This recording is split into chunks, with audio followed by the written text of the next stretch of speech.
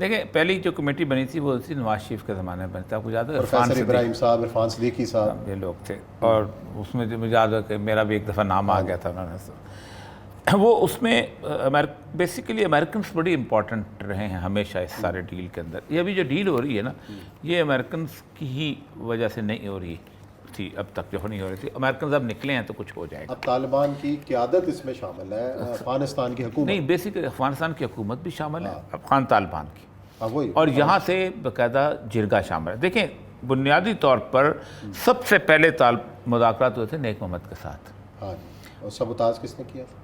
Americans نے کیا تھا. اور اکزئی صاحب خود کہتے ہیں، ہی از آن دا ریکارڈ، کہ جس وقت ہم نے ان کے ساتھ مذاکرات کر لیے، اب معاہدہ ہو گیا، تو ایک بہت بڑا افسر تھا امریکن فوج کا، وہ آیا وہاں پر، اور ساتھ ایک اور بھی تھا. اور ہم نے کہا، سارا بتایا کہ اب امن ہو جائے گا اور یہ ہو جائے گا. تو اس نے ایک فقرہ بولا تھا کہ we are paying you to fight not to have agreements. امن کے لیے نہیں، ہم جنگ کے لیے پیسے، ہم جنگ کے لیے، ہم آپ کو لڑنے کے لیے پیسے دیتے ہیں.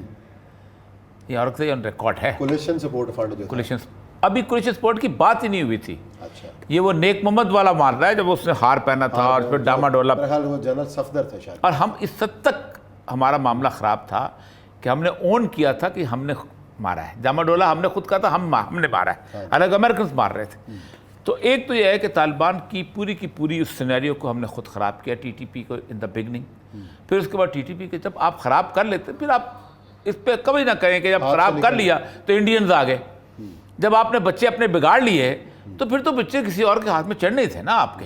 آپ خود سوچیں نا کہ یہ پورے کا پورا ایریا جو تھا، یہ قائد اعظم سے انہوں نے درخواست کی تھی کہ ہم آپ کے سپاہی ہیں. انگریز جہاں فوج رکھتا تھا ہم اس کے خلاف لڑتے تھے. آپ سپاہی ہیں، آپ فوج لے لیں. قائد اعظم نے فوج وڈرا کر لی تھی. اب ان کا ایک ٹرائبل سیٹ اپ ہے، سارا کچھ ہے، ہر چیز. اب وہ کہتے ہیں جی مین سٹریم میں لے کے آئیں گے. مجھے یہ بتاؤ 560 ریزرویشنز ہیں ریڈ انڈینز کی امریکہ کے اندر. ان کو مین سٹریم میں امریکہ کیوں نہیں لے کے آتا؟ تلسا کے اندر چرکی بیٹھی ہوئی وہاں پر، وہ کہتے ہیں وہ ہم اپنی ٹریڈیشن کے طور رہنا چاہتے ہیں، جب ہم وقت آئے گا تو ہم آ جائیں گے، ہم نہیں رہنا چاہتے. آمش کی جو سویلائزیشن ہے وہاں پر پینسلوینیا کے اندر، ان کے یہاں نہ بجلی ہوتی ہے، نہ پانی ہوتا ہے، نہ کچھ اور. گدے گاڑی پہ وہ سفر کرتے ہیں، ٹی وی وہ نہیں رکھتے، اخبار وہ نہیں رکھتے. وہ کہتے ہیں ہم اپنی زندگی گزارے، تمہارا دماغ خراب ہے، جیسے ٹائم گزارے، تم ضرور میں سویلائز کرنا چاہتے ہو. لیکن ہمارے ہاں ایک شوق ہے نا جی، لا آف دا لینڈ ایک ہونا چاہیے. اور لا کی بیسک ڈیفینیشن ہے کہ law stems out from the norms and the morals of the society. قانون جو ہے لوگوں کی رسم و رواج سے پیدا ہوتا ہے. یہ نہیں ہو سکتا کہ آپ یورپ کا قانون یہاں نافذ کر دیں، یہاں کا قانون یورپ میں نافذ کر دیں. تو ایک تو وہ انہوں نے پورے کا پورا انہوں نے. اب جب افغانستان کے جو طالبان کے معاملات کے ہوا یہ ایک بات جب تسلیم کر لینی چاہیے کہ یہاں کے جو طالبان تھے ان کے وہاں پر تعلقات اس لیول کے تھے کہ انہوں نے وہاں جا کے جہاد میں حصہ لیا اور اپنی اسٹرینتھ پرووائڈ کی ہے. سب سے بڑی بات یہ ہے کہ جو بندہ آپ کے ساتھ لڑتا ہے آپ اس کی کوئی نہ کوئی تو کرتے ہو نا. ایک بات یہ بھی طے کر لو کہ جن 48 ممالک کو طالبان نے شکست دی تھی ان میں پاکستان بھی شامل تھا. یہ تمغہ آپ کے سینے پہ سجا ہوا ہے. ہم کو امریکہ طالبان کے ساتھ نہیں تھے، امریکہ کے ساتھ تھے. انٹرنیشنل کولیجن میں ہم کہاں کھڑے تھے؟ تو یہ مت بولو کہ آپ نہیں تھے وہاں موجود. چل آپ نے طالبان کے ساتھ آپ کو انڈیپینڈنٹ آبزرور کے طور پہ وہاں کھڑے تھے. آپ نہیں تھے انڈیپینڈنٹ آبزرور، آپ کا تو بیسز یوز ہو رہے تھے. تو اب آپ اگر طالبان آپ کو یہ کہتے ہیں، ایشورنس دیتے ہیں افغان طالبان کہ ہم اپنی زمین استعمال نہیں ہونے دیں، تو بنیادی طور پہ ایک بہت بڑی میگنانمٹی ہے. جب وہ یہ کہتے لڑ کے انہوں نے امریکہ کو نکالا پھر بھی وہ کہتے ہیں کہ ہم اپنی زمین استعمال نہیں. وہ تو ہمیشہ سے جب سے اقتدار میں کہہ رہے ہیں. لیکن ایک جو نیا فنامنا وہاں پہ بلڈ اپ ہو گیا داعش کا، انہوں نے طالبان کو بھی ہٹ کیا اور یہاں آ کے مار کے بھی گئے. عثمان صاحب یہ کیا ہے؟ ان کی بہت ساری ایسی چیزیں جو میں بیان نہیں کرنا چاہتا. ان کی بہت ساری ایسے لوگوں کو پکڑا ہوا ہے کہ جیسے ہمارے ہاں دنیا پوری میں بدنام ہوتے ہیں کہ they are using Pakistani passport and Pakistani شناختی کارڈس، اور وہ داعش کے لوگ ہیں وہاں پر. وہ تو آپ کی عزت کی وجہ سے وہاں بات نہیں ہوتی. اچھا چلیں خیر. لیکن تو اب یہ جو اعلامیہ ہے اس کے اوپر آپ کیا؟ اب یہ ہے کہ آپ پیپل پارٹی کا ایک اپنا پوائنٹ آف ویو ہے.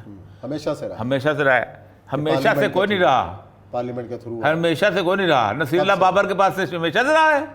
جب ذوالفقار علی بھٹو لے کے آیا تھا حکمت یار کو اور اس کو برہان الدین ربانی کو، جب افغان طالبان کا جب وہ دوبارہ نصیر اللہ بابر جب دوبارہ ان کا سفیر بنا تھا، اس وقت پارلیمنٹ میں لے کے آئی تھی بے نظیر. باتیں کرتے ہیں parliament parliament parliament. Zulfiqar Ali Bhutto جب ملا تو اسے جا کے داؤد سے پارلیمنٹ کو لے کے آیا تھا. وہ کہتے دے آر چلڈرن. طالبان کی جو ملا عمر کی حکومت ہے یہ بے نظیر کے زمانے میں اسٹیبلش ہوئی ہے, نواز شریف کے زمانے میں اسٹیبلش نہیں ہوئی. 94 پورا جہاد اسی کے زمانے میں لڑا گیا, بے نظیر کے زمانے میں. تو ایسی باتیں, ہم پارلیمنٹ ہمارا پرانا مطالبہ ہے. سب سے بڑی بات یہ ہے کہ اصل مسئلہ یہ ہے کہ بے نظیر کا جو قتل ہے وہ انہوں نے بیت اللہ مسعود پہ ڈالنا ہے, کیونکہ اگر بیت اللہ مسعود پہ نہیں ڈالیں گے تو پھر کسی اور پہ ڈالے گا, کسی اور پہ ڈالے گا تو باتیں کھلیں گی, باتیں کھلیں گی تو مسئلے بنیں گے تو پھر کہتے ہیں ٹھیک ہے بہتر. میں آپ کو بتاؤں ایک بڑی ٹیکنیک ہوتی ہے. ہمارے ایک بلیدی ہوتا ہے ڈاکو, تو وہ جناب وہ مفرور تھا. پولیس والا کہتے ہیں اللہ کرے مفرور رہے, جو قتل ہے بلیدی کے کھاتے میں. ٹھیک ہے, وہ ملنا ہی نہیں بلیدی نے تو کیا کرنا ہے, جو ڈکیتی ہے وہ بلیدی کے کہتے ہیں. وہ جی بلیدی, آخر میں بلیدی کو انہوں نے مار دیا, جو سارے قتل غائب ہو گئے سارا کچھ. اگر بیت اللہ مسعود مر گیا, کون جانے گا کس نے بے نظیر کے لیے بندے لائے تھے, کون لایا تھا, کیا, چھوڑ دیں اس چیز کو. پیپل پارٹی کا یہ بالکل ڈلیما نہیں ہے کہ پارلیمنٹ, کسی کا کوئی ڈلیما نہیں ہے پارلیمنٹ. جب یہ اقتدار میں ہوتے ہیں کوئی پارلیمنٹ میں کوئی چیز لے کے نہیں آتی. اچھا چلیں, آپ کامیابی کی ضمانت کا کتنے چانسز ہیں؟ 100% چانسز دیکھیں نا. ایک تو لائف لانگ ان کی ہو گئی ہے, ان کی پہلی بات تو یہ ہے آپ کو ایک چیز طے کرنی چاہیے کہ آپ کا پریویس ایکسپیرینس کیا تھا انسرجنٹس کے ساتھ. اچھا, آپ نے 3-4 انسرجنسیز دیکھی ہیں, کچھ کو آپ نے معاف کیا, کچھ پہ آپ نے ایکشن لیا. آپ کی سب سے پہلی انسرجنسی جو تھی دیٹ واز 1971 مارچ 26 یا 27 کو شروع ہوئی تھی. آپ نے معاف نہیں کیا, آپ نے ان کے ساتھ اٹھنے بیٹھنے کی کوشش نہیں کی, آپ نے نیگوسیشن کی. آپ کو انسرجنسی کا نتیجہ کیا ملا؟ مشرقی پاکستان آپ کا بنگلہ دیش بن گیا. آپ کی دوسری انسرجنسی ہوئی 1974 میں, آپ نے خود وہاں آرمی بلوچستان میں ڈپلوائے کی. بنیادی وجہ یہ تھی کہ آپ نے ایران کے ساتھ کرنا چاہتے تھے, آپ نے سبق سیکھا ہوا تھا, آپ نے عام معافی کا اعلان کیا, آج بلوچستان آپ کے ساتھ ہے. ٹھیک, 6000 کے قریب بلوچ اس دنیا سے گئے تھے اور 3000 کے قریب لا انفورسمنٹ فورسز کے لوگ گئے تھے. کسی نے نہیں مانگا کہ میرے بچے میں لے آؤ, یا کسی نے نہیں مانگا کہ میرے شہیدوں کی نذرانہ دو. یہ رویہ ہوگا تو ٹھیک ہوگا. وہ بھی آئین کے تحت ہوتا ہے, معافی بھی آئین. اگر پریزیڈنٹ آف پاکستان جو ہے وہ معافی دے سکتا ہے, اور اگر ریمنڈ ڈیوس جا سکتا ہے ڈے لائٹ پہ, تو سب جا سکتے ہیں, بشرطے کہ شرط یہ ہو کہ امن ہونا ہے.